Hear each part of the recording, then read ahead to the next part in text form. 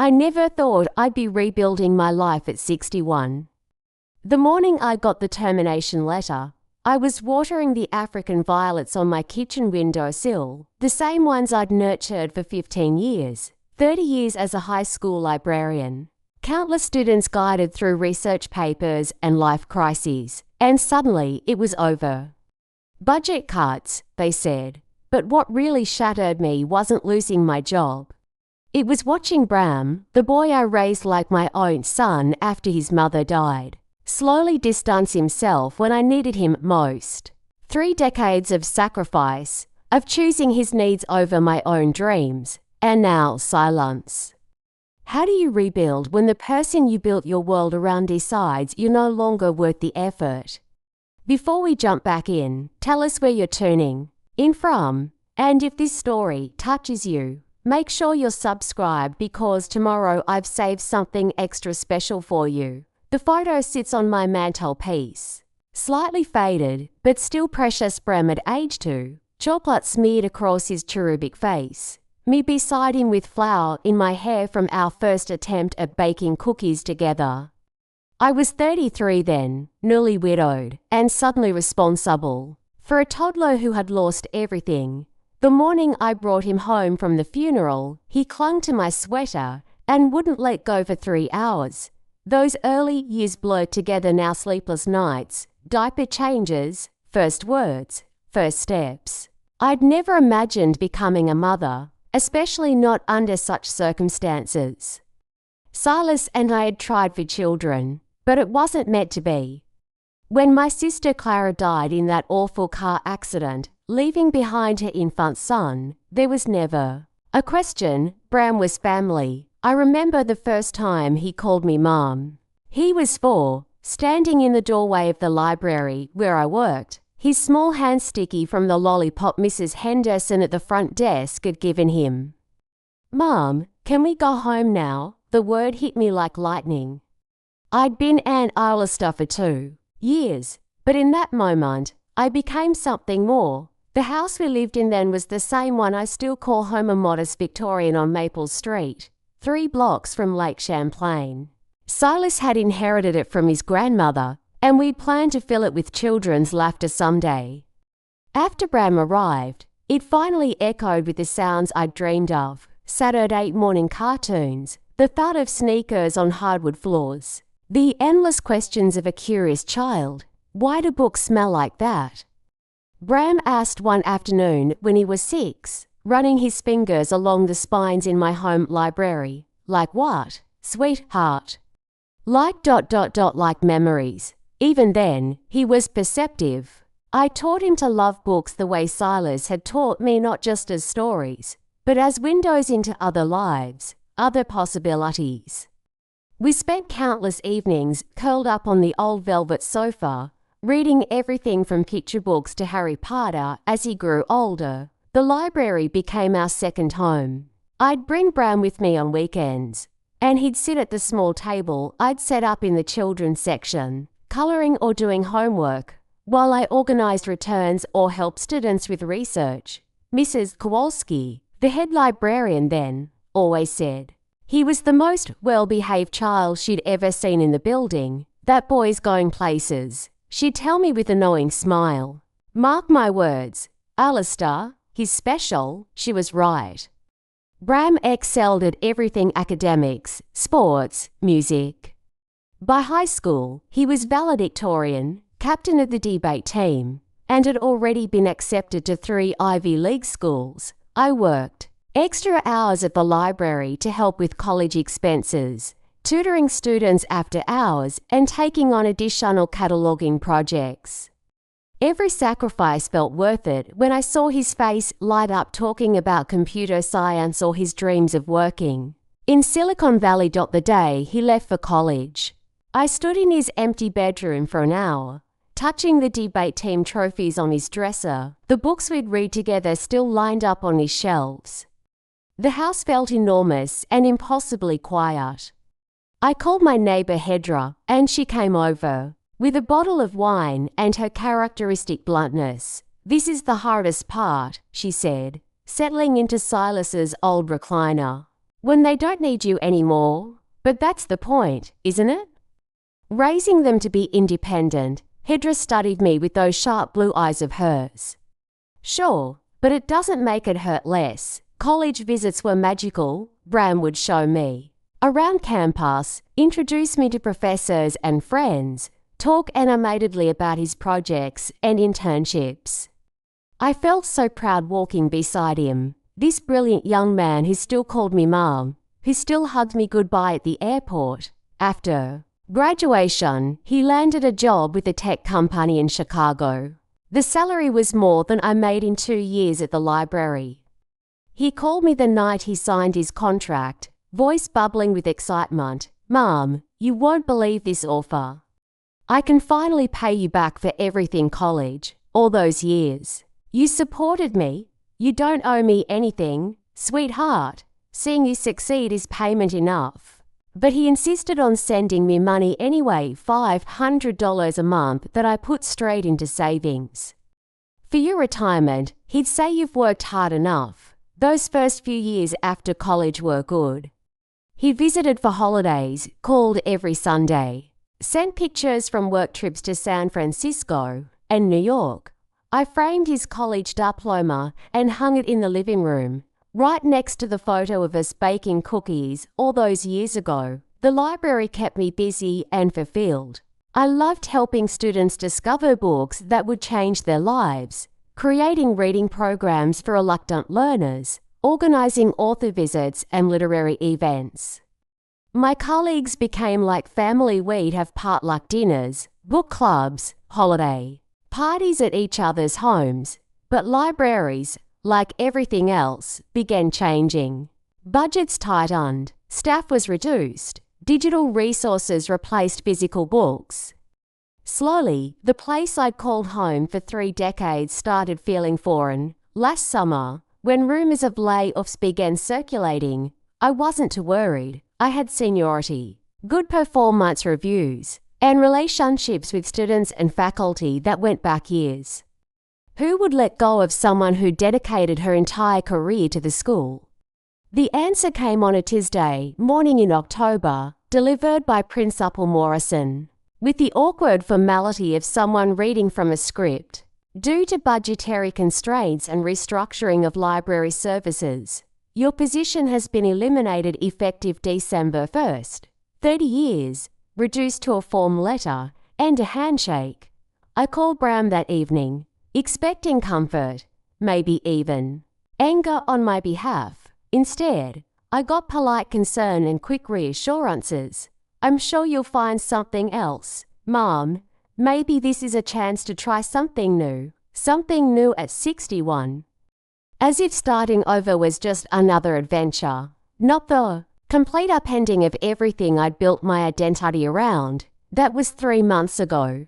Since then, our conversations have grown shorter, less frequent. The monthly checks stopped coming. When I mentioned needing to dip into savings to cover my mortgage, Bram's response was a mumbled, "I'm sure you'll figure it out." Now, sitting in this house that feels too big and too quiet, I'm starting to understand something I never wanted to admit. Somewhere along the way, the boy who used to call me Mom became a man who sees me as a burden. And I don't know how to fix what I never realized was broken. The stack of bills on my kitchen table had grown into a small mountain by February. I'd been putting off opening them, as if ignoring the red final notice stamps would make them disappear. But reality has a way of demanding attention, especially when the heating bill arrives with a shut-off warning. I sat down with my checkbook and calculator, the same ones I'd used for decades to manage our household budget. Back when Bram was young, I could stretch every dollar, make meals from whatever was on sale, find creative ways to pay for school supplies and activities. Now, without my library salary, the math simply didn't work. My hands shook slightly as I dialed Bram's number. We hadn't spoken in 2 weeks, not since our last awkward conversation where he'd rushed off the phone, claiming a meeting was starting. "Mum, is everything okay?" His voice carried that edge of impatience I'd grown to recognize. the tone that said he was probably checking emails while we talked. "I hate to bother you, sweetheart, but I'm having some trouble with the bills. The heating company is threatening to shut off service. And how much do you need?" The question was so abrupt, so transactional, that it caught me off guard. This wasn't how we used to talk. Where was the concern? The questions about how I was coping, whether I'd found any job prospects. "Well, the heating bill is $280, and the mortgage payment is due next week. If I could just borrow a mom, I can't keep sending money every time you have an expense. I told you when this job thing started that you needed to figure out a long-term solution. Job thing. As if losing my career of 30 years was just a minor inconvenience I'd been too lazy to resolve. I understand that. Bram, I'm looking for work, but it's difficult at my age. Most places want someone younger, more tech-savvy. I just need a little help. Well, I've got my own expenses now. Sarah and I are looking at buying a house, and I can't be supporting two households. Sarah, his girlfriend of 8 months, someone I'd met exactly twice during brief video calls. She worked in marketing, had perfect teeth and expensive highlights, and spoke about money the way I spoke about books with casual familiarity. I wouldn't ask if it wasn't urgent. The heat might get shut off, and you know how cold it gets here in February. A long pause. I could hear keyboard clicking in the background. "I'll send $300, but this has to be the last time. Mom, you need to downsize.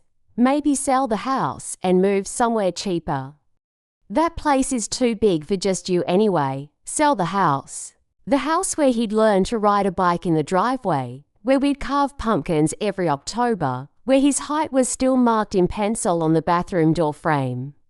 The house Silas had loved, where every room held memories of the family. We'd built together. "Bram, this is our home. This is where you grew up. I can't just it's just a house. Mom, you're being sentimental. Look, I really need to go. I'll transfer the money tonight." The line went dead. I sat holding the phone for several minutes, listening to the dial tone and feeling something fundamental shift inside my chest. It's just a house, as if the place where I'd bandaged his scraped knees and celebrated his achievements was just. Square footage and property tax. That night, I walked through each room slowly, seeing it through Bram's eyes. The living room with its outdated furniture and family photos he probably found embarrassing. The kitchen where I'd packed his school lunches every day for 12 years. His old bedroom, which I'd kept exactly as he'd left it, complete with his high school debate trophies and the model airplane we'd built together one rainy weekend. Maybe he was right. Maybe I was being sentimental. But sentiment was all I had left of the life we'd shared. 3 days later, the promised money arrived in my account with a terse note.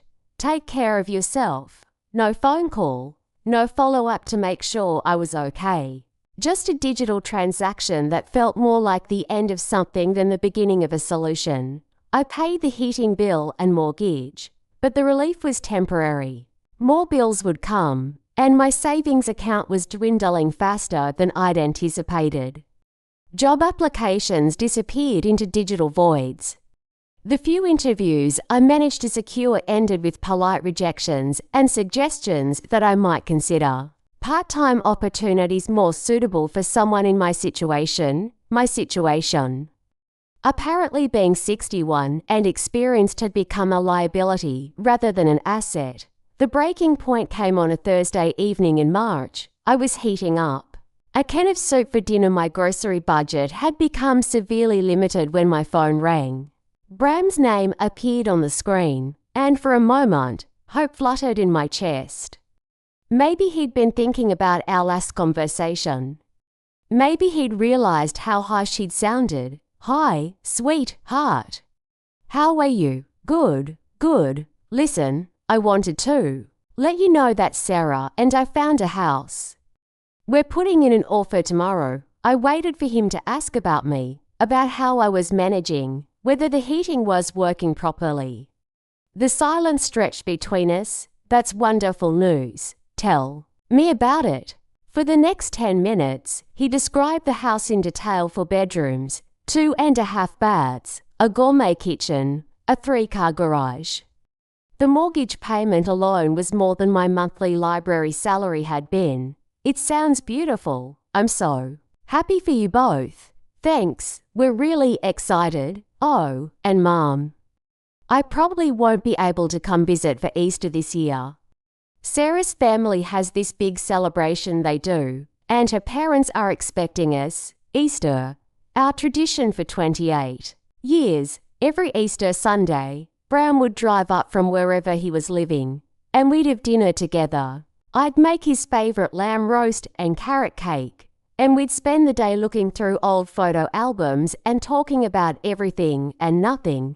Of course, I understand. Family is important. The irony of my words hung in the air, apparently. Some family was more important than others. After we hung up, I sat at my kitchen table surrounded by the bills I'd just paid and the empty soup can that had been my dinner. The house felt cavernous around me, filled with echoes of conversations that would never happen again, holidays that would now pass unnoticed, traditions that had died without ceremony. I thought about the boy who used to race into this kitchen after school, eager to tell me about his day. The teenager who'd practiced debate speeches in the living room while I offered encouragement and constructive criticism. The young man who'd hugged me so tightly at his college graduation that my ribs ached for hours afterward. When had I stopped being his mom and become just another obligation? When had our relationship become nothing more than awkward phone calls and emergency fund requests, and why hadn't I seen it happening? The questions kept me awake that night, staring at the ceiling and listening to the house settle around me. Somewhere in the darkness, I made a decision that both terrified and liberated me. I was going to stop waiting for Bram to remember who we used to be to each other. I was going to figure out who I was supposed to be now, at 61, alone, and starting over. But first, I was going to grieve the relationship I'd lost, the son who'd grown into a stranger, and the future I'd imagined that would never come to pass. By April, I had collected 14 rejection letters, though most weren't even letters anymore, just form emails with generic language about pursuing other candidates whose qualifications more closely match our current needs. The euphemistic corporate speak couldn't disguise what I was learning. Being 61 in a job market that valued digital natives and fresh perspectives was like trying to sell a rotary phone in an iPhone world. I'd applied for library positions, administrative roles, retail jobs, even part-time work at the local bookstore. Each application required creating online profiles, uploading resumes in specific formats, and navigating application systems that seemed designed to frustrate anyone who hadn't grown up with a computer mouse in their hand. You need to modernize your approach, suggested Janet from the unemployment office, a well-meaning woman half my age who spoke about LinkedIn profiles and personal branding as if they were basic life skills. Have you considered taking some computer classes? I wanted to laugh. I'd been using computers for library work since the 1990s, had taught countless students how to research online databases, had even helped implement the digital catalogue system at the high school. But apparently, knowing how to use technology and knowing how to market yourself through technology were completely different skill sets. The worst part wasn't the rejections themselves, it was the way they made me question everything I thought. I knew about my own competence. After 30 years of being respected, valued, and effective in my career, I suddenly felt ancient and irrelevant. Hedra found me crying over my laptop one afternoon, frustrated by a job application portal that kept rejecting my resume upload for mysterious formatting errors. "What fresh hell is this?" she asked, letting herself in through the back door as she'd been doing for the past 15 years. "I'm trying to apply for a position at the community college library, but their system won't accept my resume. I've reformatted it 6 times, and it keeps saying there's an error." Hedra, who despite being 6 years my senior had somehow mastered technology through sheer stubborn determination, took one look at my screen and made a disgusted noise. This is designed by 20-something programmers who've never had to look for a job in their lives. Here, let me try something. 20 minutes later, she'd successfully uploaded my resume, but the victory felt hollow. I can't ask you to apply for jobs for me, Hedra, why not? I'm retired and bored. Besides, this isn't about your abilities, it's about their broken systems designed to exclude people like us. People like us, the phrase stung because it was true. We were the generation that had built careers before everything moved online, before networking happened through social media, before resumes needed to be optimized for applicant tracking systems, a phrase I'd learned from a job search tutorial video that made me feel like an anthropologist studying an alien culture. The money Bram had sent barely lasted 2 weeks. My savings account, once a source of security, was shrinking with alarming speed. I started shopping at the discount grocery store, buying generic brands and day-old bread. I stopped eating out completely and cancelled my cable subscription. Small economies that added up to a constant reminder of how precarious my situation had become. The silence from Bram was deafening.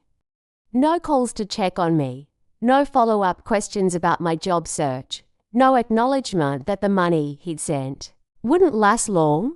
It was as if he'd decided that helping me once had fulfilled his obligation, and now my problems were mine alone to solve. I began having conversations with him in my head, long, detailed discussions where I explained how hurt I felt, where I reminded him of all the times I'd sacrificed for his benefit, where I asked him to remember the mother who'd raised him with love and dedication.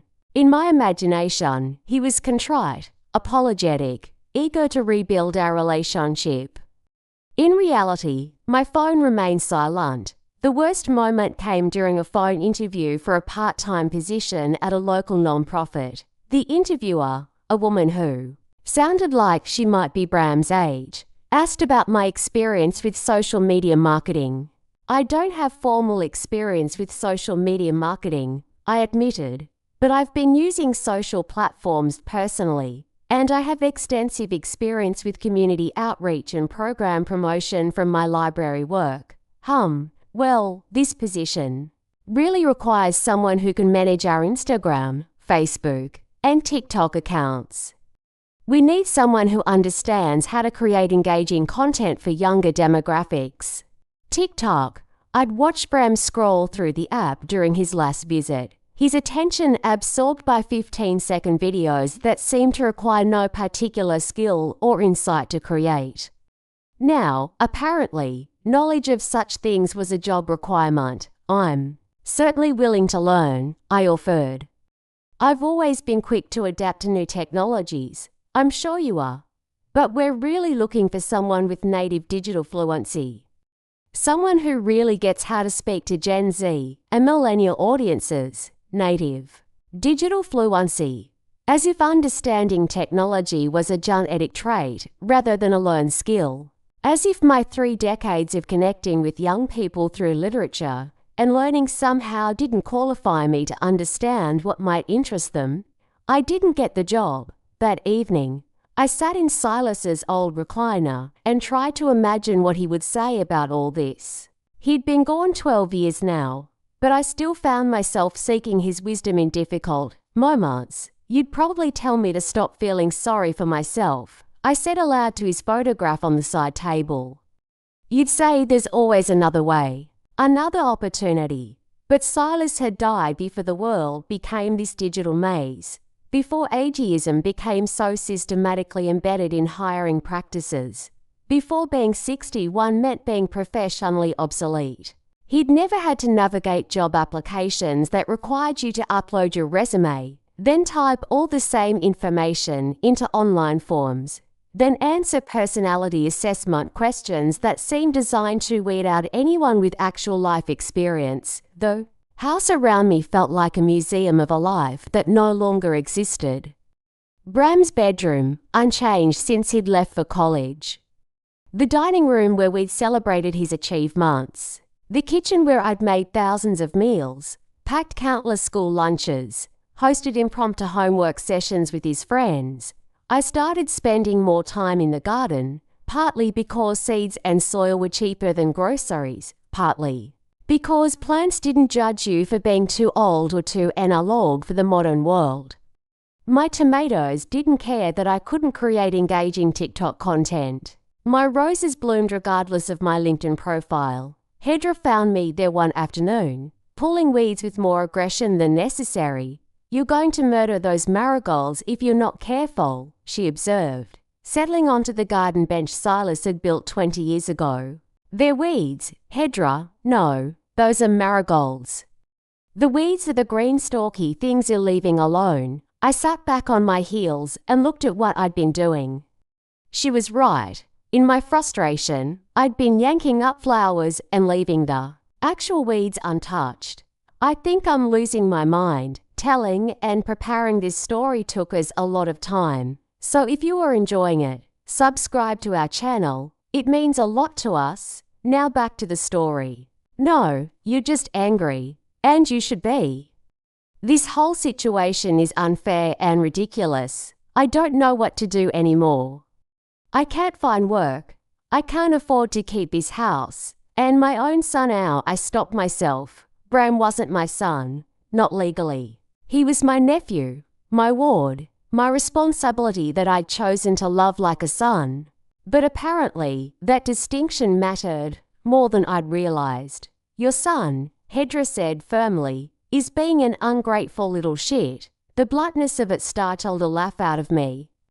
"Hedra, what? It's true. You raised that boy, sacrificed your own dreams and possibilities for him. And now that you need support, he's nowhere to be found. If that's not the behavior of an ungrateful little shit, I don't know what is. He has his own life now, his own responsibilities. So do you.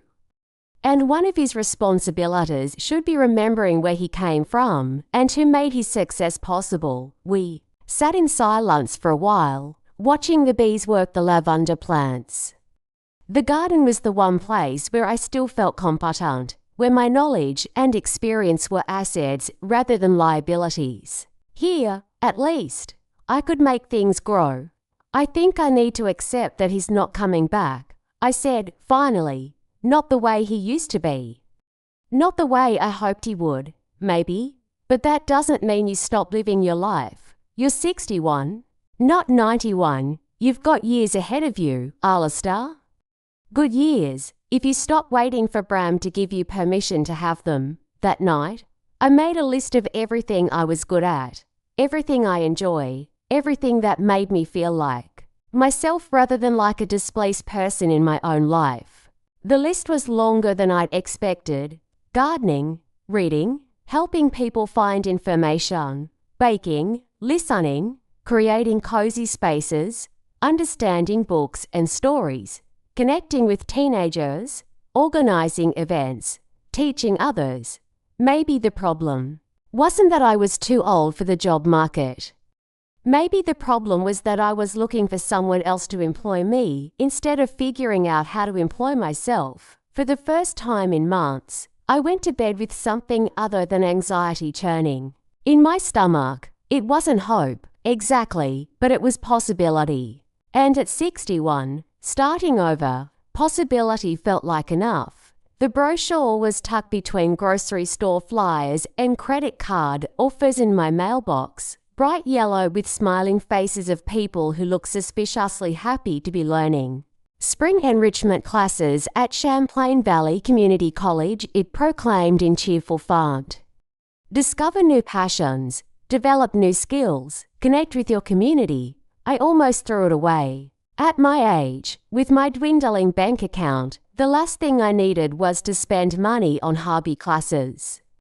But something about the woman on the cover caught my attention. She looked to be in her 50s, holding a paintbrush and beaming at a canvas. Covered in bold purple strokes, she looked joyful. When was the last time I'd felt that way? Hedra knocked on my back door just as I was reading through the course offerings. "What's that?" she asked, settling at my kitchen table with the familiarity of someone who'd been doing so for 15 years. Community college catalogue. Look at this. Watercolor for beginners. Creative writing workshop. Herb gardening. It's like a buffet of things I'll never have time to do. Why won't you have time? What else are you doing? The question hung in the air. What was I doing? Applying for jobs that didn't want me. Worrying about money. Avoiding phone calls that never came. Living in a house that felt more like a mausoleum every day. I can't afford classes. Hedra, how much? I flipped to the price list. $45 for a 6-week course. Plus materials. That's less than what you used to spend on groceries in a week when Bram was here. She was right, though the comparison stung.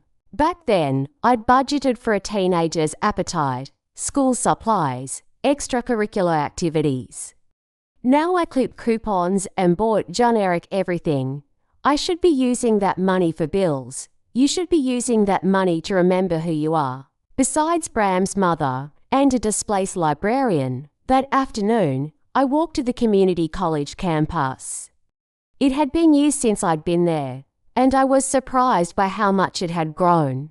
New buildings, updated landscaping, students of all ages walking between classes with purpose and energy. The continuing education office was staffed by a woman about my age with silver hair and paint-stained fingers.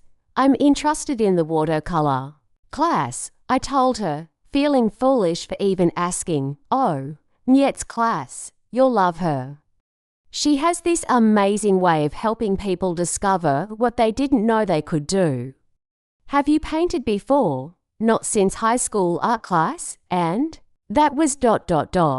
I calculated quickly, 43 years ago. Perfect. Niet always says the best students are the ones who think they can't draw. I signed up before I could change my mind, handing over $45 that my practical side insisted I should save. Walking back home, I felt something I hadn't experienced in months' anticipation. The first class was held in a bright room with large windows and the smell of possibility.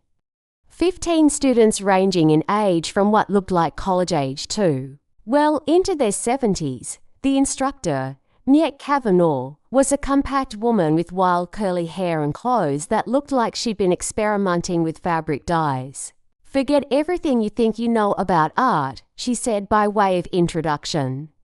We're not here to create masterpieces. We're here to play, to explore, to make beautiful mistakes. Beautiful mistakes. The phrase resonated in a way I hadn't expected. We started with simple exercises mixing colors, understanding how water and pigment interacted, learning to see light and shadow differently. My first attempts were clumsy, uncertain. The paint seemed to have its own agenda, bleeding and blooming in ways I couldn't control. Stop trying to make it perfect, Niet said quietly, appearing beside my easel. See what the paint wants to do. Sometimes the most interesting things happen when we let go of control. Letting go of control, another phrase that felt loaded with meaning beyond watercolor technique. By the third class, something had shifted. I stopped worrying about whether my trees looked like actual trees and started enjoying the way blue and yellow became green in unexpected ways. I stopped comparing my work to the younger students and started appreciating my own tentative brushstrokes. You're getting it, said Elena, the 74-year-old retired nurse who sat next to me. I can see it in your posture. You're not fighting the paper anymore. She was right.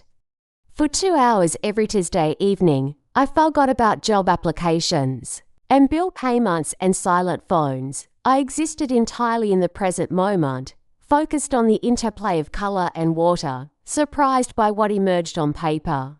At home, I set up a small painting area in the sunroom, just a card table and a chair by the window where afternoon light streamed through. I painted simple things, the view from my kitchen window, a bowl of apples, the shadow patterns on my living room wall, nothing sophisticated. But each small painting felt like a victory over the voice in my head that said I was too old to learn new things. Hedra was my first critic and biggest supporter. "This is lovely," she said, examining a painting of my garden gate. "You've captured something here the way the light hits the weathered wood. It feels hopeful, hopeful." I studied the painting with fresh eyes. She was right. Somehow, without consciously intending it, I'd painted hope.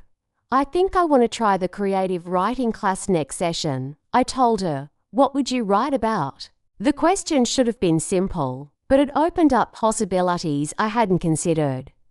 What would I write about? My life with Bram. The experience of starting over at 61. The way grief and disappointment could coexist with unexpected joy, maybe about being a librarian. All the stories I witnessed, the students I helped, the way books could change someone's entire trajectory. That sounds wonderful. You should do it. The encouraging words from someone who'd known me through decades of my adult life meant more than I'd expected. Hedra had seen me as a young widow, a new mother figure, a dedicated professional. Now she was seeing me as something new, an artist, a writer, a woman discovering herself. But it was in the creative writing class that I had my breakthrough moment. The instructor, a published novelist named David, who treated our group of amateur writers with the same seriousness he'd give graduate students, assigned us to write about a moment of unexpected discovery. I wrote about the day Bram first called me Mum, but as I wrote, the story became something larger. It became about the moment I discovered I could love someone else's child as fiercely as if he were my own. The moment I learned that family could be chosen rather than just inherited. The moment I understood that love could expand to fill any space you gave it. When I read the piece aloud to the class, the room was silent for a long moment afterward. "That was beautiful," said Margaret, a retired teacher who usually dominated our discussions. "You have a real gift for capturing emotional truth, emotional truth."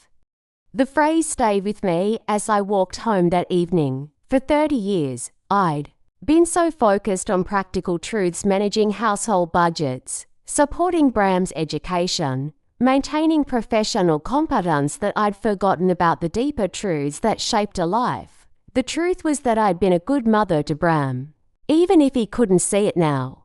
The truth was that my career had mattered, even if it had ended abruptly.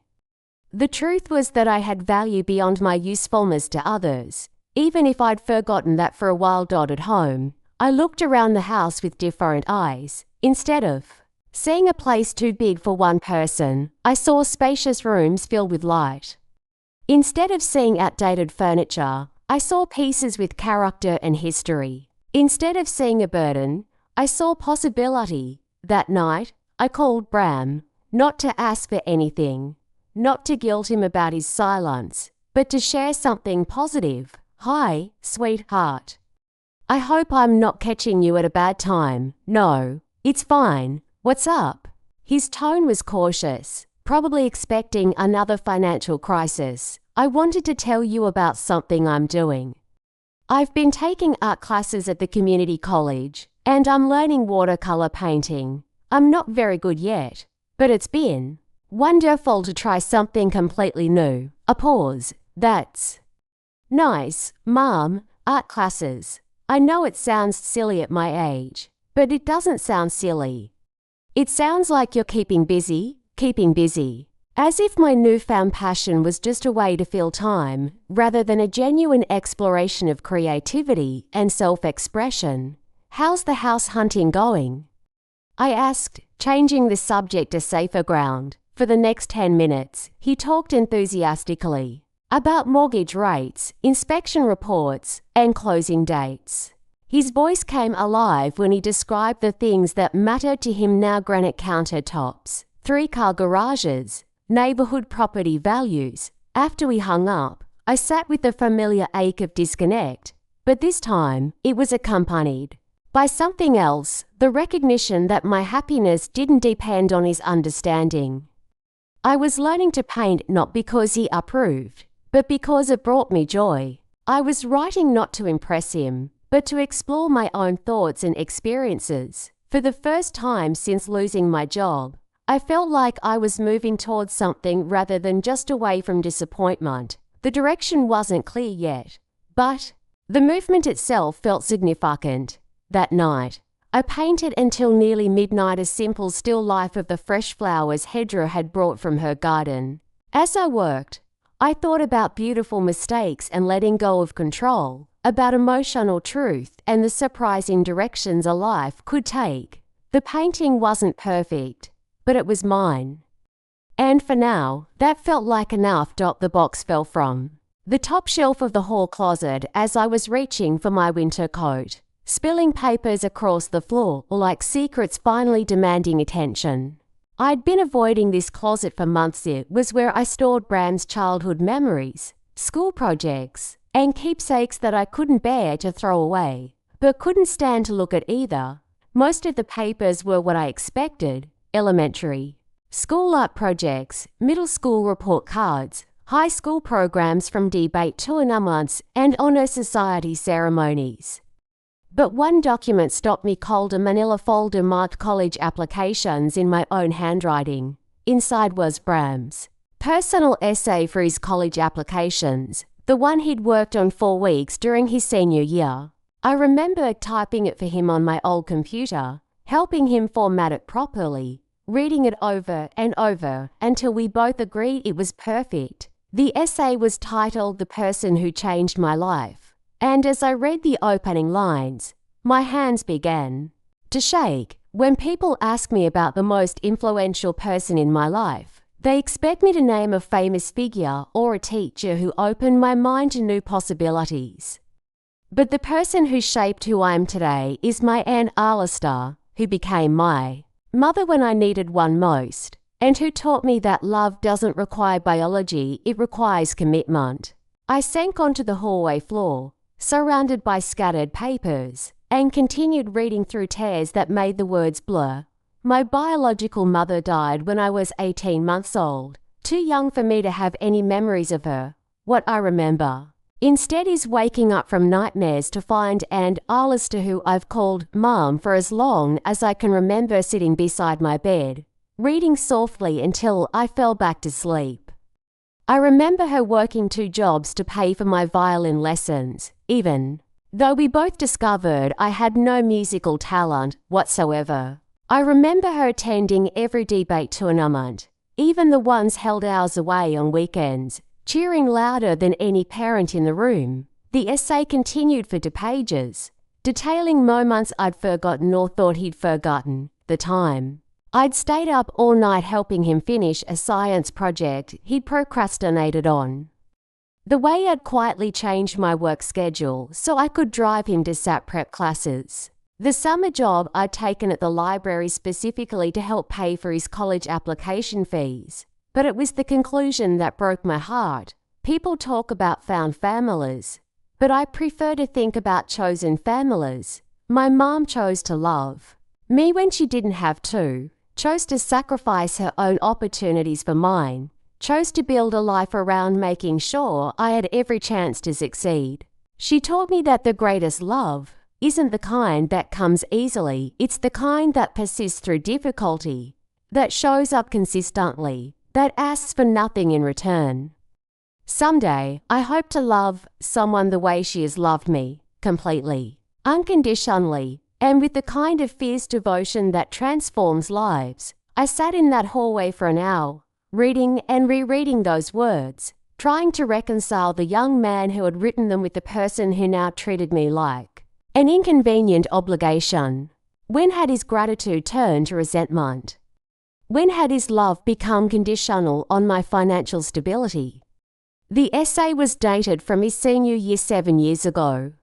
In that time, he'd graduated from college, built a successful career, fallen in love, and apparently forgotten every word he'd written about the woman who'd made it all possible. That evening, I called him. Not to guilt him, not to demand anything, but to try to understand what had changed. Bram, I found something today while cleaning out the closet. Your college essay, the one about how I influenced your life. Silence. Then, oh, that. God. Can't believe some of the stuff I wrote back then. So dramatic, dramatic. He was dismissing the most heartfelt words he'd ever written about our relationship as youthful hyperbole. You wrote that I taught you about unconditional love. That I chose to sacrifice my opportunities for yours. Mom, that was a college essay. You know how those things work, you tell them what they want to hear. Make everything sound more profound than it actually was. The casual cruelty of his words hit me like a physical blow. Everything he'd written about our relationship, everything I'd treasured as evidence of the bond we share, had been nothing more than strategic manipulation designed to impress admissions committees. So none of it was true. All those things you wrote about how I changed your life. Of course it was true, but look, I was 17. I was trying to get into good schools. I played up the whole raised by my devoted aunt angle because it made for a compelling narrative. A compelling narrative, 28 years of love, sacrifice, and dedication reduced to a college application strategy. I see. My voice sounded strange, distant, like it was coming from someone else. Are you upset? I mean, it worked, didn't it? I got into great schools. Everything turned out. Fine, everything turned out fine. For him, maybe? For me, the conversation was revealing how fundamentally our perspectives had diverged. After we hung up, I read the essay again, looking for signs of the calculation he claimed had motivated it. But even knowing what I knew now, the words still rang with sincerity. Either Bram had been a masterful manipulator at 17, or he'd convinced himself after the fact that his genuine feelings had been nothing more than strategic positioning. I suspected the truth was more complicated. I thought about the person. He'd become image conscious, financially driven, uncomfortable with emotional messiness. The young man who'd written about chosen families and unconditional love had grown into someone who saw relationships primarily in terms of what they could provide or cost him. The realization was devastating, but it was also clarifying. I'd been mourning the loss of someone who might never have existed in the way I'd imagined. The Bram who'd written that essay had been real, but he'd also been young, dependent, and shaped by circumstances that no longer applied. The successful, independent adult he'd become had different priorities, different values, and apparently different memories of our shared history. That night, I made a decision that surprised me with its finality. I wasn't going to call him anymore unless it was truly urgent. I wasn't going to send updates he didn't want or share accomplishments he couldn't appreciate. I wasn't going to keep performing the role of devoted mother for someone who decided that relationship was no longer useful to him. It wasn't anger, exactly, though anger was part of it. It was more like acceptance, the kind that comes when you finally stop fighting reality and start dealing with it as it actually exists, rather than as you wish it were.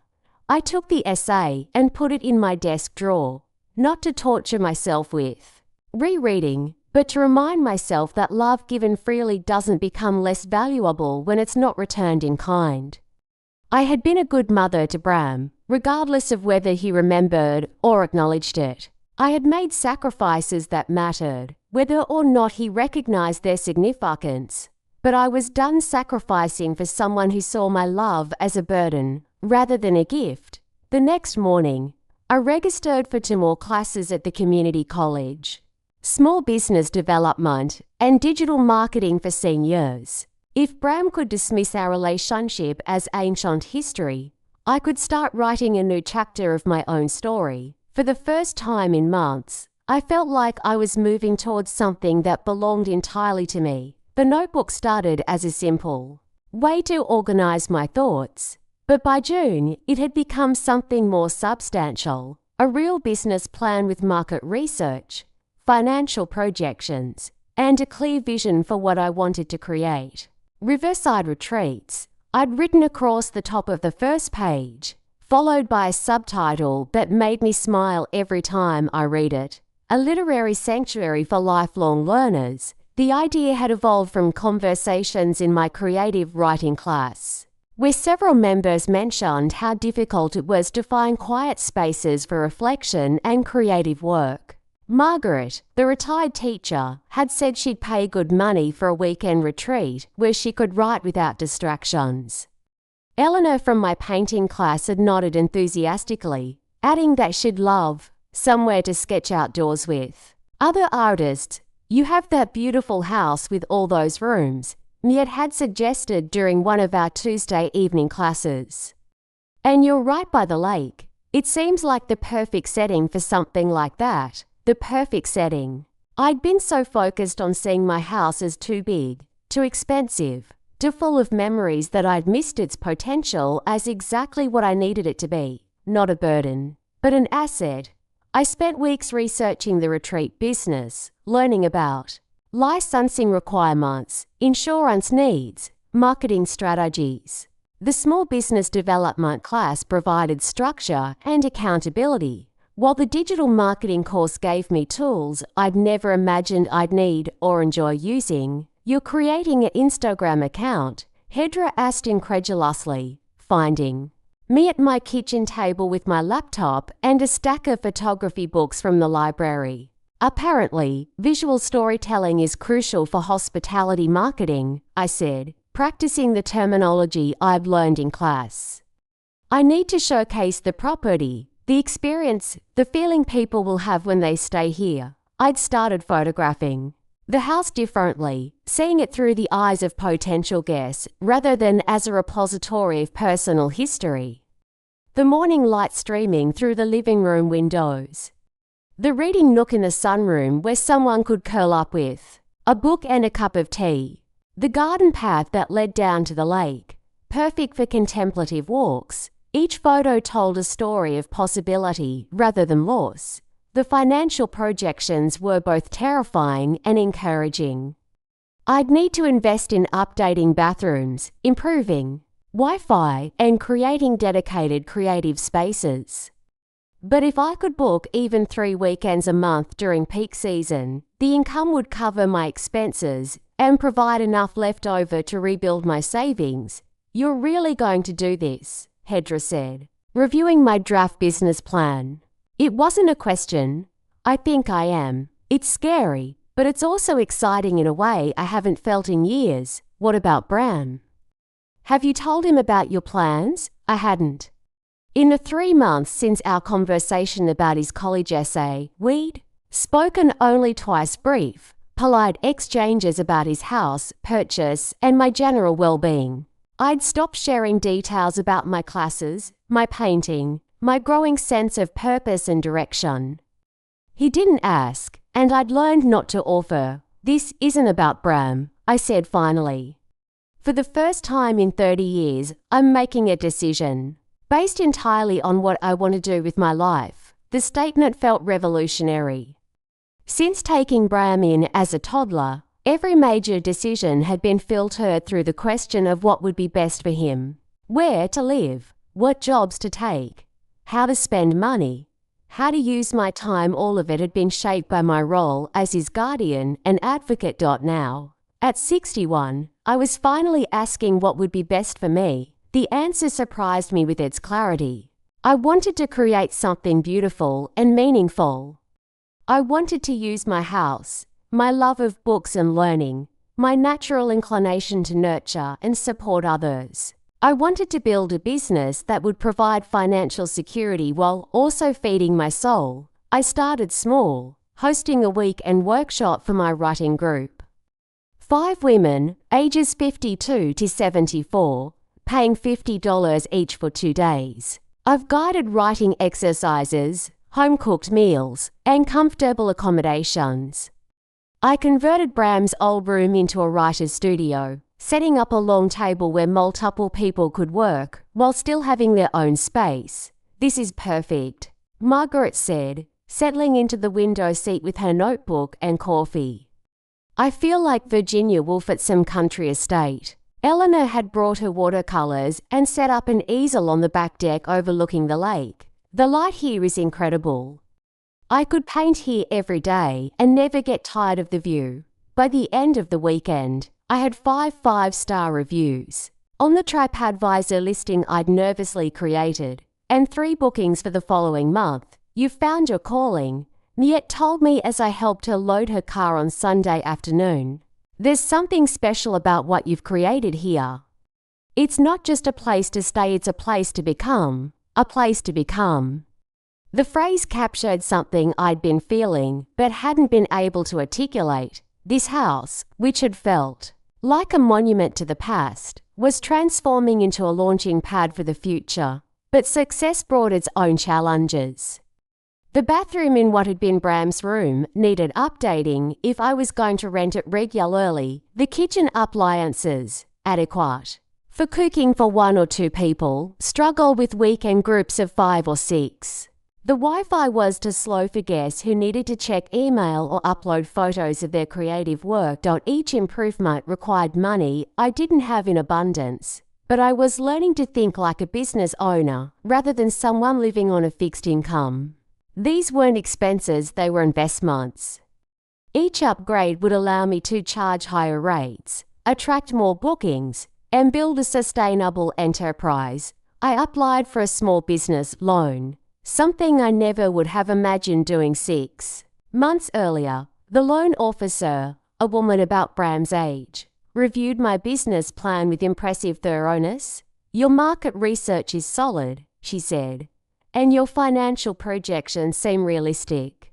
The only concern is your lack of hospitality experience." "I've been hosting and nurturing people my entire adult life," I replied, thinking of all the students who'd found comfort in my library, all the family dinners I'd orchestrated, all the ways I'd made my house a welcoming space for Bram's friends throughout his adolescence. "I'm just expanding my audience. I got the loan." The renovations took most of July. Hedra appointed herself project supervisor, arguing with contractors and ensuring they didn't take advantage of what she called my polite Midwestern sensibilities. "You need to be tougher," she told me when I hesitated to push back on a painting estimate that seemed high. "This is business now."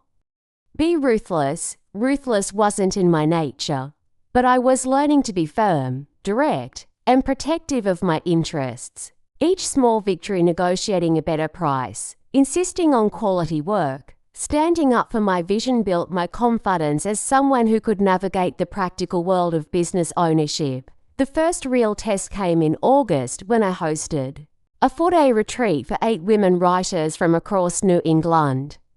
The logistics were complex, coordinating arrival times, managing dietary restrictions, creating writing prompts that would challenge without intimidating, facilitating group discussions that drew out insights without becoming therapy sessions.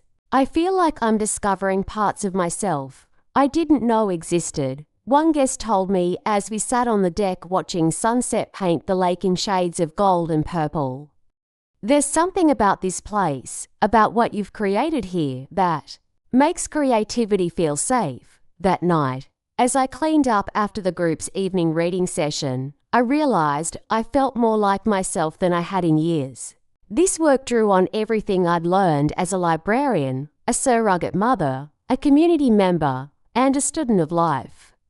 It required skills I'd always had but never fully valued: creating welcoming spaces, listening deeply, facilitating learning, nurturing growth in others. But it also required new skills I was still developing: marketing, financial management, hospitality, logistics, conflict resolution among adults with strong creative opinions. Each challenge pushed me to grow in ways that felt invigorating rather than overwhelming. The phone rang as I was finalizing plans for September bookings. Bram's name appeared on the screen, and for a moment I felt the old flutter of anxiety. Was something wrong? Did he need something? "Hi, sweetheart. How are you?" "Good, good. Hey, I've been thinking about coming up for a visit. Maybe Labor Day weekend." The request caught me off guard. After months of distance, why now? That sounds lovely, but I actually have guests that weekend. I'm running writing retreats now. Writing retreats. I explained the business I'd built, the guests I was hosting, the income I was generating. As I talked, I could hear something in his voice that I couldn't quite identify. So you're turning the house into some kind of bed and breakfast? Not exactly. It's more focused on creative retreats for people who want to write or paint or just think in a beautiful, supportive environment. And people pay for that. The skepticism in his voice was unmistakable, and I felt a familiar flare of defensive anger. But this time, it was accompanied by something new. The confidence that came from knowing I was succeeding at something meaningful. Yes, they do. Quite well. Actually, I'm booked through October. That single quotes s. Great, I guess. Listen, maybe we could do Thanksgiving instead. Sarah's family is having a big celebration. But I thought maybe I could come up afterward. Maybe, could, the tentative language of someone keeping options open, maintaining escape routes. We can certainly talk about it. Closer to the time, I said, my own voice carefully neutral. A lot depends on my booking schedule. After we hung up, I realized something had fundamentally shifted in our dynamic. For the first time in our relationship, I had something he wanted access to the home where he'd grown up and I wasn't. Automatically saying yes, I was treating his request like I would any other potential booking, with consideration, but not automatic accommodation. The realization was both liberating and sad. But as I looked around the house that was becoming something new and purposeful, I felt mostly grateful. Grateful for the unexpected path that had led me here.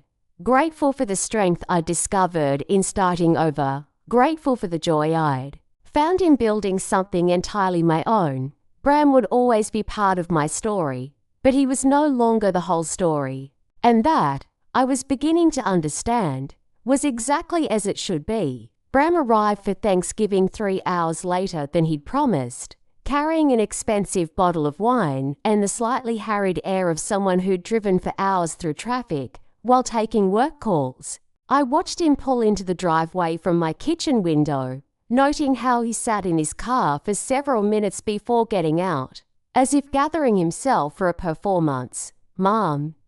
He hugged me with the kind of enthusiasm that felt rehearsed, holding me just long enough to seem sincere before stepping back to survey the house. The place looks incredible, really different. Different was accurate. In the 6 months since I'd started the retreat business, the house had been transformed. Fresh paint, updated fixtures, professionally photographed spaces that appeared on my website and social media accounts. But more than the physical changes, there was an energy here now, a sense of purpose and vitality that had been missing. 4 years, thank you. It's been quite a project. I saw some of your Instagram posts. Very professional looking. Who's helping you with the marketing? The assumption that I couldn't possibly be managing the social media myself was so predictable it almost made me smile. I am. I took some classes, learned what I needed to know. He followed me into the kitchen, where I was finishing preparations for our dinner. Turkey for 2, side scaled down from the elaborate spreads I used to make when his friends joined us, when the house filled with young voices and endless appetites. So this retreat thing is really working out. I recognized the tone casual. Curiosity masking deeper concern. It's exceeding my projections, actually. I'm booked solid through the spring, and I've got a waiting list for summer workshops. That's great. Really great. He accepted the glass of wine I offered and leaned against the counter, watching me work. You seem ... I don't know. Different how? More confident, maybe, like you know something I don't. I considered the observation as I basted the turkey. He wasn't wrong. I did know something he didn't. I knew what it felt like to build something from nothing, to discover capabilities I'd never tested, to find joy in work that felt meaningful rather than just necessary. I know that I can take care of myself, I said finally. I know that I have value beyond what I can provide for other people. Something shifted in his expression, a flicker of what might have been discomfort. Over dinner, he told me about his New house, his promotion at work, Sarah's career in marketing. Everything was going well, he assured me multiple times, as if success were a wall he needed to maintain between us. Sarah's pregnant, he said abruptly. Setting down his fork. The announcement hit me with unexpected force. A grandchild, or not? Quite what would I be to this baby? Great-aunt? The woman who'd raised their father. Some undefined relationship with the child I might see once or twice a year. Congratulations, that's wonderful news. We're pretty excited. Nervous, too, obviously. There's so much to think about: nursery furniture, childcare, college savings accounts. College savings accounts. The baby wasn't even born yet, and he was already planning its financial future with the kind of long-term thinking he'd never applied to maintaining relationships with the people who'd invested in his own education. I'm sure you'll be wonderful parents. I hope so. I keep thinking about everything you did for me, how much work it must have been, raising someone else's kid. Someone else's kid, the phrase landed like a slap. After 28 years, was that still how he saw himself in relation to me? You were never someone else's kid to me, Bram. You were my son in every way that mattered. I know. I just meant ... I understand now how much you sacrificed. How much easier your life would have been if you hadn't taken me in. Easier. As if love were about convenience. As if the choice to care for him had been a burden I'd nobly shouldered rather than a joy I'd embraced. My life wouldn't have been easier without you. It would have been emptier, he nodded, but I could see he didn't really understand the distinction. To him, love was still transactional, something that cost the giver and owed the receiver. That's actually part of why I wanted to come up here, he continued. Sarah and I've been talking, and we want to help you out financially, set up something regular so you don't have to worry about money. The offer should have felt like vindication, like the acknowledgement I'd been waiting for. Instead, it felt like a fundamental misunderstanding of what had changed in my life. That's generous. But I don't need financial help anymore. Come on, Mom, you can't be making that much from weekend retreats. I'm making enough. More than enough. Actually, I showed him my booking calendar, my revenue projections, the reviews from guests who'd found exactly what they needed in this space I'd created. He studied the numbers with the focused attention he brought to spreadsheets at work. This is actually impressive. I had no idea. Why would you? We haven't talked about my life in months. The words came out sharper than I'd intended, but I didn't take them back. They were true, and truth seemed important in this moment. I've been busy with work, the house purchase, everything with Sarah ... I know. I understand. You have your own life now, but I should have called more. I should have been checking in, should have.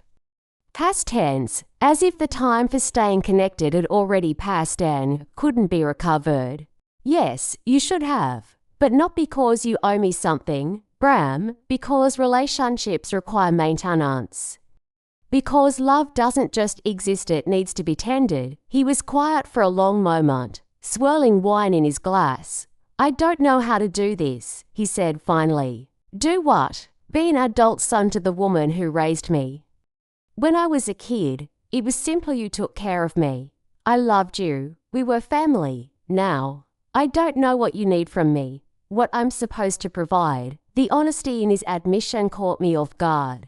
I'd been so focused on his apparent indifference that I'd missed the possibility that he was struggling with the same questions I was.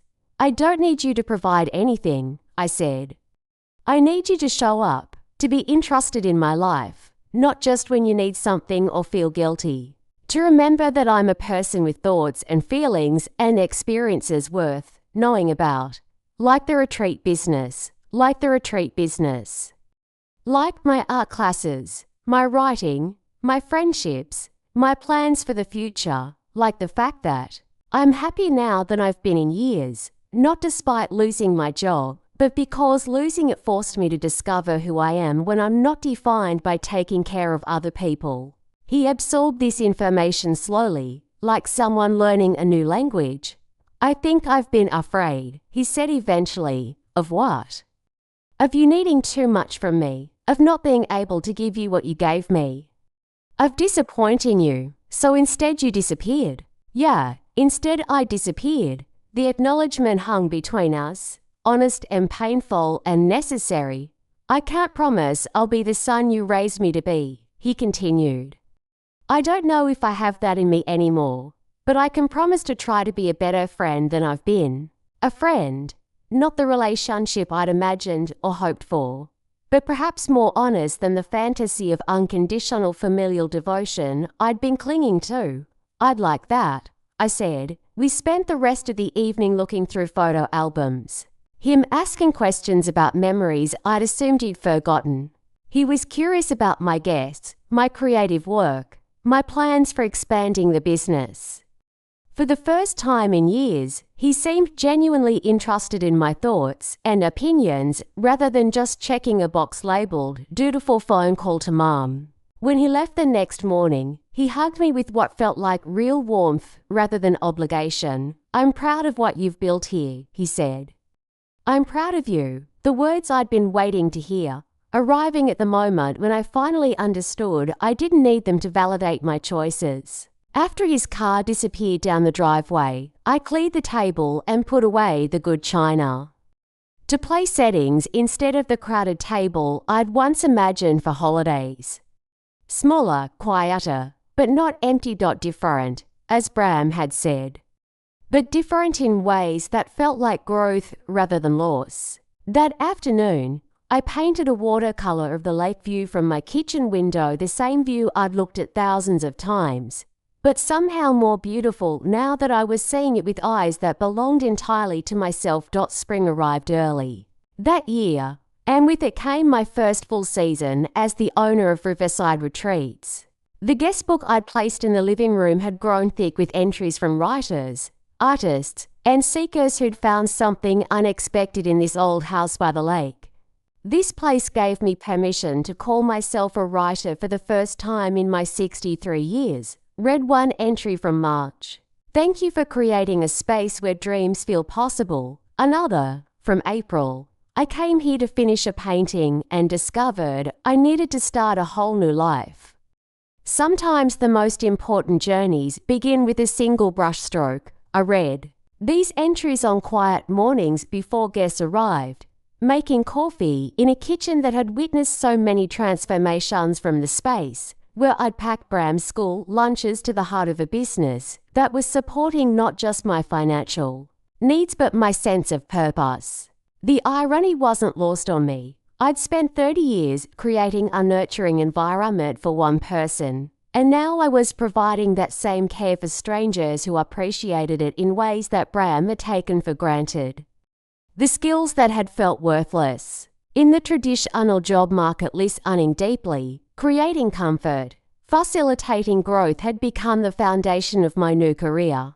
Hedra found me reading the guest book one Tuesday morning in May, a ritual she'd learned to respect. Good reviews again. A woman from Boston who says she remembered how to laugh here. A retired teacher from Maine who started writing poetry after 40 years of thinking she wasn't creative. Sometimes I can't believe this is my life. I can. You've always been good at helping people discover who they're supposed to be. You just needed to figure out how to do it on your own terms, on my own terms. The phrase still felt revolutionary after all these months. The business had evolved beyond my initial vision. In addition to weekend retreats, I was hosting writing groups, art workshops, and what I'd begun calling reinvention retreats for people navigating major life transitions. The guest room stayed, booked from March through November, and I'd started planning winter programs for those who craved creative community during the darker months. Bram called every few weeks, now not with the desperate obligation of guilt, but with the casual consistency of someone who'd found a sustainable rhythm for staying connected. He asked about my guests, my creative projects, my business plans. I asked about his work, Sarah's pregnancy, their preparations for parenthood, the baby's due in August, he told me during one of our Sunday conversations. We've been talking about names. Have you chosen anything? If it's a girl, we're thinking Clara. After my mother, the choice surprised me with its thoughtfulness.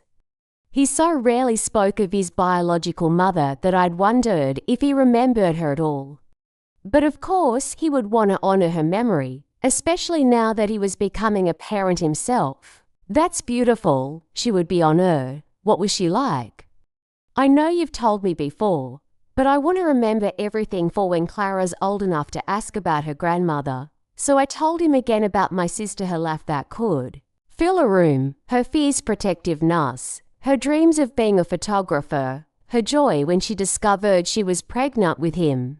Stories I'd shared when he was young, but that took on new meaning now that he was about to become someone's origin story. I wish I could have known her, he said. You did know her. For 18 months, you were the center of her world. She used to say you were her greatest masterpiece. But you're the one who raised me. You're the one who made me who I am. The acknowledgement meant more than all the college essays or Mother's Day cards from his childhood. It came from a place of adult understanding rather than adolescent gratitude. And it carried the weight of someone who was beginning to comprehend what parenthood would demand of him. In June, I hosted my largest retreat yet 12 women for a 5-day intensive writing workshop. The logistics were complex, but I'd learned to manage multiple personalities, dietary needs, and creative temperaments with the kind of grace that came from years of practice in less formal settings. On the last evening, as we sat on the deck sharing final pieces from the week's work, one of the participants, a former nurse named Janet who was writing her first novel at age 58, raised her glass of wine. I want to toast our hostess, she said, who has created something magical here. This isn't just a retreat center, it's a place where women remember who they are when they're not defined by what they do for everyone else. The toast brought tears to my eyes, partly because it captured exactly what I'd hoped to create, but mostly because it named something I'd only recently learned about myself. I was indeed a woman who'd remembered who I was when I stopped defining myself entirely through my care for others. That night, as I cleaned up from the week's workshops and prepared for the next group's arrival, I found myself thinking about the conversation I'd had with Hedra almost a year ago when she'd asked what I would write about. I'd said maybe something about being a librarian, about the stories I'd witnessed and the lives I'd touched. But now I understood that my real story was about something else entirely, about learning that love freely given doesn't become less valuable when it's not returned in kind, about discovering that starting over at 61 isn't a failure, but a second chance, about understanding that the skills we develop in service to others can become the foundation for serving ourselves. I'd started writing that story in a journal I kept in my desk drawer, not for publication, but for the same reason I painted watercolors and taught creative workshops, because the act of creating something beautiful from the raw materials of experience was its own reward. In August, Bram and Sarah brought baby Clara to meet me. She was perfect in the way all babies are: tiny fingers that grip with surprising strength, dark eyes that seem to hold ancient wisdom, skin soft as prayer. Would you like to hold her? Sarah asked, and I found myself cradling new life in arms that remembered exactly how to support her infant's fragile head, how to sway in the rhythm that soothes. She's beautiful, I whispered, and felt the familiar miracle of instant, unconditional love, the same feeling I'd experienced 30 years ago when Bram was placed in my arms for the first time. But this time, I held the feeling lightly, without the desperate need to build my entire identity around it. I loved this child already, would love her always, but she would be raised by parents who'd chosen each other and chosen her. My role would be different this time, important, but not central, loving but not possessive. We'd like you to be her godmother, Bram said as I reluctantly returned Clara to her mother's arms. If you're willing, godmother, a role that carried responsibility but also boundaries, love but also limits. A way of being family that acknowledged connection without demanding sacrifice, I'd be honored. They stayed for 3 days, during which I taught Sarah to make Bram's favorite cookies and showed them both how to create the kind of photo albums that would help Clara understand her history someday. Bram spent hours in his old room, now the writer's studio, telling Sarah stories about growing up in this house. "This is where Mom taught me to read," he said, pointing to the window seat in the sunroom. "We went through entire series Harry Potter, Chronicles of Narnia, everything. She never made it feel like work. Mom," he still called me that naturally, without self-consciousness or obligation. The title that had once defined me completely now felt like one facet of a multifaceted identity. When they left, I waved goodbye from the same front porch where I'd welcomed thousands of guests over the past year. The house felt full, even after they drove away, full of love and purpose and possibility.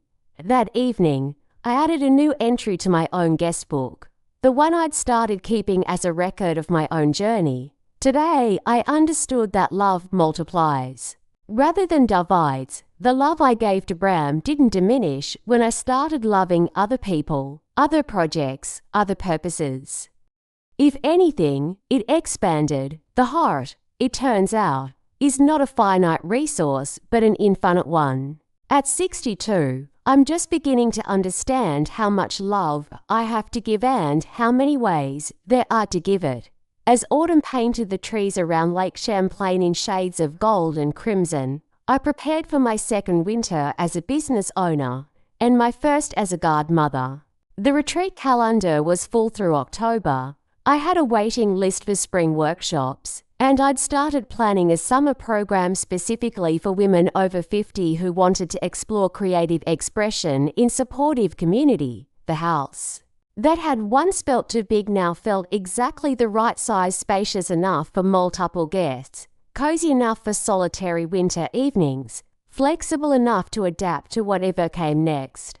And they would be our next, I was certain now.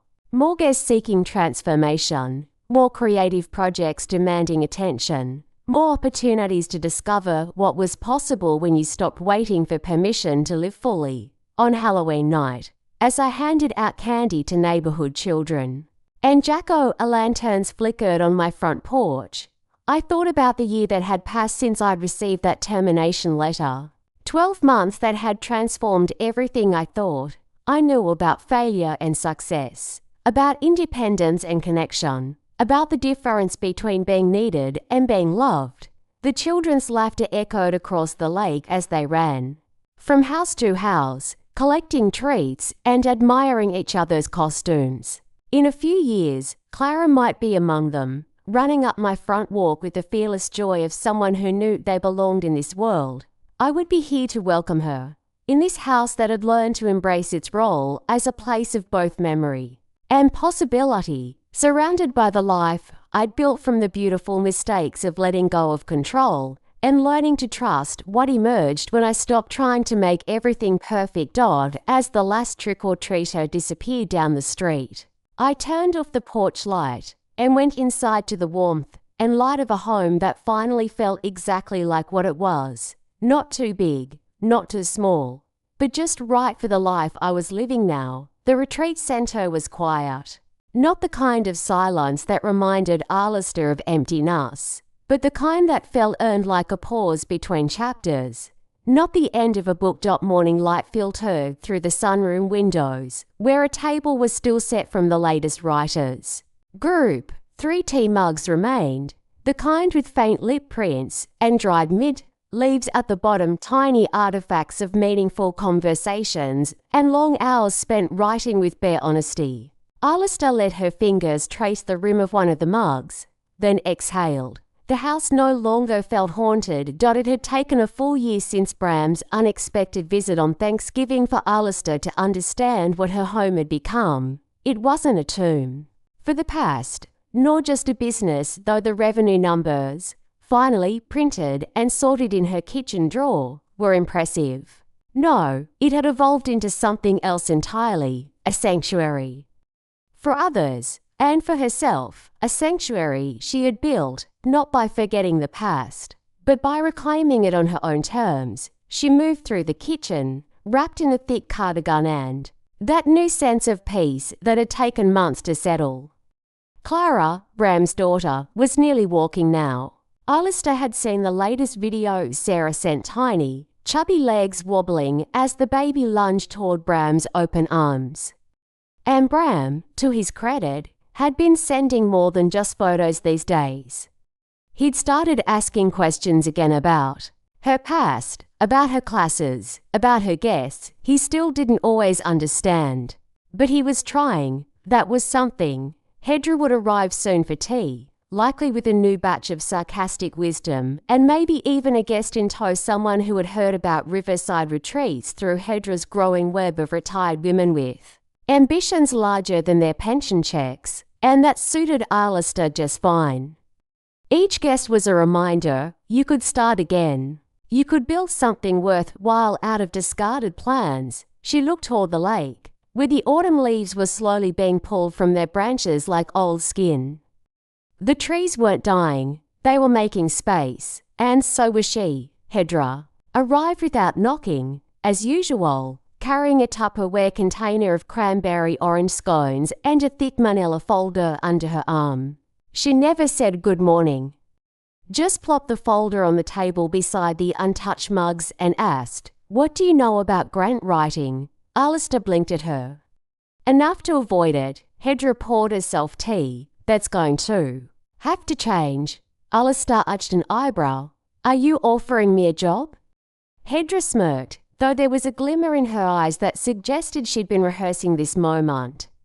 "I'm offering you a challenge." The folder, as it turned out, was from the Vermont Council for the Arts, a grant program specifically designed to support rural creative spaces for women over 50. Inside were application guidelines, proposal templates, and a handwritten sticky note in Hedra's looping cursive. "You were born to do this. This is for real." Alistair asked, thumbing through the materials, "You think I can run a non-profit arts initiative now?" "I think you already are. This just gives you money to make it bigger." There it was again, that friction between the quiet life Alistair had built and the possibility of becoming something more. More exposure, more pressure, more paperwork, but also more women like her. More writers and painters who never got the chance to claim space. More rooms filled with the sound of discovery. "I'd need help," Alistair said slowly, setting down her tea, especially with the business side. "Budgets, compliance, reports. I've already called my niece. She used to do grants for a dance company in DC she's in."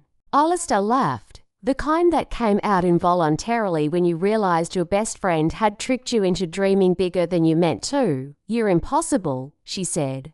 "I'm necessary," Hedra corrected.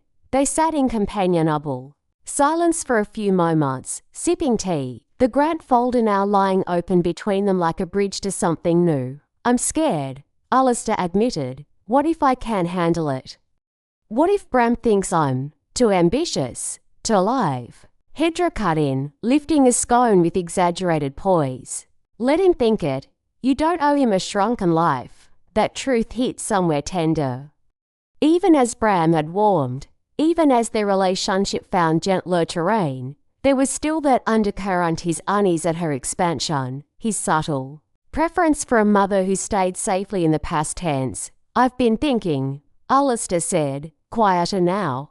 "Maybe I'll use the grant to start a mentorship program for women like us, ones who are starting over." Hedra beamed.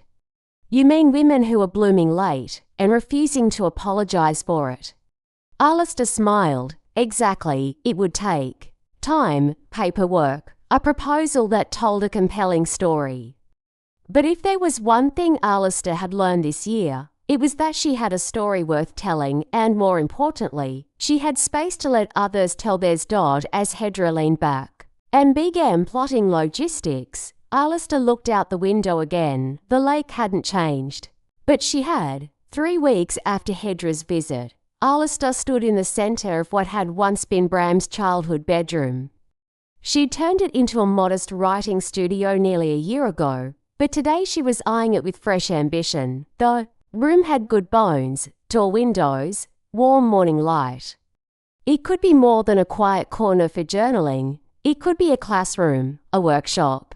A beginning. She moved slowly, imagining 6 folding chairs arranged in a semicircle, a whiteboard on the far wall, an electric kettle in the corner for tea breaks, a bookshelf with anthologies and poetry collections, a cabinet of supplies sketch, pads, blank notebooks, good pens, tools for transformation. The grant application deadline was 6 weeks away, and the more she read through the guidelines, the more ideas came. Her mind, once dulled by anxiety and grief, now pulsed with clarity. She'd teach the first sessions herself. A 4-week workshop called After the Storm, Writing Through Change. It would be for women over 50, newly retired, recently divorced, recently widowed, women who felt erased or obsolete. She knew what that felt like and what it meant to find your voice again. Later, she could expand, invite guest artists, pair writing with painting, memoir with collage, poetry with movement. Maybe even summer residencies. You're not playing small anymore, she whispered into the empty room. She spent the rest of the day rearranging furniture, dragging an old card catalogue from the attic and polishing it until it gleamed. She labelled the drawers with affirmations, memory, momentum, joy, rage, forgiveness. Each word, a map back to oneself. That night, after sending a draft of her grant proposal to Hedra's niece, Alistair received a text from Bram, a photo of baby Clara in a pumpkin costume, cheeks round and red, arms outstretched towards something unseen. She started saying Mama today. I know it's not really words yet, but Sarah swears she meant it. Thought of you. Alistair stared at the message for a long time before replying. That made me smile. Thank you for telling me. Give her a kiss from me. No more longing, no ache, just warmth. Like seeing a light across the lake close enough to admire, far enough not to burn. And as she put her phone away and looked out at the darkened garden, she whispered to herself a phrase she hadn't dared believe for a long time. I'm building a life I don't need to be rescued from. The snow came early that year, blanketing the retreat house in a soft hush that made the whole property feel like a carefully wrapped gift. Alistair stood at the bay window, cradling a mug of ginger tea, watching fat flakes swirl in lazy spirals. The season's final workshop was due to begin in 3 days a week, entitled Thresholds, Writing at Life's Crossroads. 8 women had registered, all over 50, each with a story too heavy to carry alone. There was Denise, who had left a 32-year marriage after her husband retired and promptly forgot she was a person, not a houseplant. There was Shireen, recently laid off from her corporate job and too young to retire but too tired to start over. Carmen, who just buried her mother. Elaine, who confessed in her registration form that she'd written one poem 35 years ago and had been terrified to write another since. As Alistair reviewed their intake notes, she felt something deep in her chest, an ache of recognition, yes, but also a deep readiness. She knew what it was to arrive somewhere broken. She knew how silence could either soothe or devour. She knew the power of being seen by strangers who weren't invested in your past, and in your becoming. Later that night, she pulled out her grandmother's bone-white linen tablecloth, the one saved for holidays, and laid it gently across the dining room table. She wanted the women to arrive and feel, immediately, that this place was sacred. Not in a religious way, in a human one, the sacredness of being allowed to tell your story without interruption. Of sitting at a table that said, you belong. In the kitchen, she placed jars of homemade jam beside a basket of tea bags and a handwritten note. Take what you need, leave what you can. There's room here for all of it. Upstairs, in what had once been a room for Bram's childhood toys and debate trophies, she set out 8 fresh journals, one for each guest. On the inside cover of each, she wrote the same simple line, this Story is yours. You are allowed to tell it. Then she stepped back and looked around the house, not as a mother, not even as a business owner, but as a keeper of space. This was not a home filled with memories anymore. It was a home where new ones would be made. Not around one boy's childhood, but around 100 women's rebirths. And come Friday, when the driveway filled with Cerberus and station wagons and brave, uncertain footsteps, she would be ready to open the door and say, "Come in, the page is waiting." On Saturday morning, the house pulsed with gentle energy, the kind that lives in soft-footed arrivals and early morning shuffles toward the scent of coffee. Snow fell steadily outside, quieting the world beyond, while the retreat's first full day began. Alistair stood at the front of the sunroom, now transformed into a workshop circle. The fireplace crackled softly. Outside, the lake lay still under its icy skin, while inside, 8 women sat wrapped in blankets and nervous anticipation. No one spoke at first. They rarely did. She'd learned that it took exactly 40 minutes give or take for a room like this to loosen. And so she began, not with questions, but with stories. "This house used to feel too big," she said, voice calm and unhurried. "Now, it feels like exactly enough, because it's not here to hold a life that already happened. It's here to hold what comes next." Eyes met hers. A few tears blinked away. A few brave nods. Then the first prompt: write a letter to the version of you who believed it was too late. The sound of pens scratching paper filled the room. Hesitant at first, then with more urgency. Someone sniffled, someone else chuckled. No one asked if they were doing it right. Alistair sat beside them, journaling too. Not because she needed to. She'd written versions of this letter before, but because she wanted to be part of the circle. Not above, not behind. When the writing time ended, she invited anyone who wished to share. "Denise, read hers first." Voice trembling but steady. "Dear younger me," she wrote, "you are wrong. It's not too late. It's too early to give up." The group murmured a soft kind of applause, the kind that rapped rather than clapped, a reverent kind. A church of resilience. Later, in the kitchen, Alistair and Carmen stood shoulder to shoulder slicing apples for a rustic tart. "I haven't cooked in years," Carmen said, voice wistful. "I forgot I used to like it." "You didn't forget," Alistair said. "You just got busy surviving." Carmen paused. "Do we ever stop?" Alistair met her eyes. "Here, we try." They baked in companionable silence, surrounded by cinnamon and soft classical music from the old radio on the counter. The pie turned out imperfectly, edges slightly burnt, crust a bit crumbly. They devoured it that evening like it was manna from heaven. That night, Alistair returned to her own journal and wrote, "Sometimes, healing sounds like spoons in teacups and laughter over bad pie." She closed her notebook, lit a single candle by the windowsill, and watched the snow continue to fall. The next day, they would write about forgiveness, not for others, but for themselves. And the day after that, about the homes they carry with them once they left. But tonight was for stillness, for softness, for knowing that something was growing here, and that for once, it didn't need to be rushed. The retreat ended on a Monday, though Alistair always thought of it as a beginning. Farewells were slow, warm, and reluctant. Hugs at the front door stretched longer than expected. Promises to write were made with surprising sincerity. Even the snow, which had stopped falling the night before, seemed to hold its breath. Elaine, the reluctant poet, was the last to leave. Her eyes glistened as she handed Alistair a folded page from her journal. "I wrote this last night," she said. "It's not much, but I wanted to give it to you."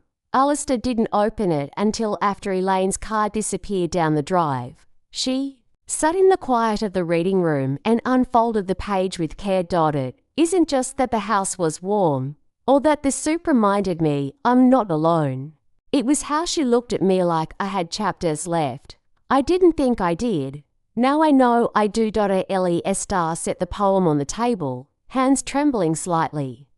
She wasn't sure if it was the words or the fact that Elaine had never shared anything out loud during the entire retreat. This gift, a small, unadorned piece of truth, was more than praise. It was proof that this work mattered, that offering space, listening, saying nothing when the silence was the real healer, that was a kind of artistry, too. She added Elaine's poem to the binder where she kept notes, thank you cards, and little artifacts from each group. She titled that binder Harvest, because it reminded her of the kind of gathering you do after a long, unseen season of planting. Outside, the lake had begun to thaw. Ice along the edges cracked gently as water pressed toward light. That afternoon, Alistair sat by the fireplace with a mug of black tea and began drafting a new offering, the post-retreat circle, a monthly Zoom gathering for alumni, a place to check in, share progress, ask questions, or simply be seen. Connection didn't have to end when guests left. Some bridges could be sustained across states, across years. She wrote emails, she gathered addresses. She pressed send. Later, she pulled on her boots and coat and walked the long loop through the woods behind the house. Branches groaned under melting snow. The sun, low and generous, cast golden stripes through the trees. She thought about Bram and how he still texted occasionally, sometimes a photo of Clara, sometimes a one-line update. Promotion went through, or Sarah's mum is visiting, send wine. Casual, but present, and it struck Alistair, for the first time without grief, that Bram was not her home anymore. Her home was here. Not just the structure, but the work, the people. The unfolding. Her home was in the pages being written now, not in the ones that had already been turned. She returned to the house and flipped open her journal. Today I remembered that letting go is not the same as giving up. It is simply opening your hand wide enough to receive what comes next. The next group would arrive in 2 weeks. She would be ready. It was August again. The lake glimmered in the late summer light, the hydrangeas heavy with bloom, and the air thick with the hum of dragonflies and possibility. On the porch swing, Alistair rocked slowly, her journal balanced on her lap. Though for once she hadn't written a word, she was listening. Inside the house, baby Clara laughed, an easy, bubbling sound that lit up the rooms. Bram and Sarah had brought her for a weekend visit, their first overnight stay as a family, and Alistair had prepared the way she always did. Fresh linens, a fruit tart, a toy wooden duck she'd found at a yard sale and cleaned up with lavender oil. She wasn't nervous, only still. As if some part of her had gone quiet to make space for something sacred. Bram appeared in the doorway, Clara on his hip, looking tired but content. She finally went down. Alistair nodded. You've become a good father. He gave a lopsided smile. I had a good teacher. They didn't talk much that night. There was no need. After dinner, Bram helped Sarah wash the dishes while Alistair put a second log on the fire. They shared a bottle of wine, and when Sarah excused herself to sleep, Bram lingered behind. I've been meaning to say something, he said, settling. On the edge of the couch. Ellie turned, one hand resting on her teacup, steady and unexpectant. I've been thinking a lot about the way I handled things after you lost your job, he said slowly. I was scared. Not just about money, but about seeing you vulnerable. I didn't know how to be what you needed. Alistair tilted her head. What did you think I needed? I don't know. Strength, solutions. But you weren't asking for that. You just needed not to be abandoned. She didn't flinch. His voice was softer than she remembered. Maybe fatherhood had reshaped something in him. I'm sorry I failed you, he added. I didn't mean to. I just couldn't see you clearly back then. I know, she said. But I see you now, and she did, a man doing his best. Growing into the love he once assumed was his by inheritance, not perfect. But trying. They sat quietly for a while. Eventually, he asked, do you still think about the library? Alistair smiled. I still dream about the books sometimes.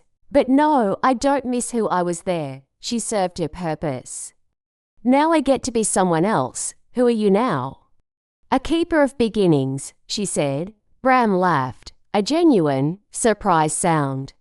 You always did talk like a poet. Maybe I always was one. Just took me until 60 to admit it. He stood, kissed her forehead, and went to bed. Alone in the living room, Alistair picked up her journal and finally began to write. This entry wasn't a workshop prompt or a post-retreat reflection. It was just for her. I did not get the life I expected, but I got something better. I got to become again.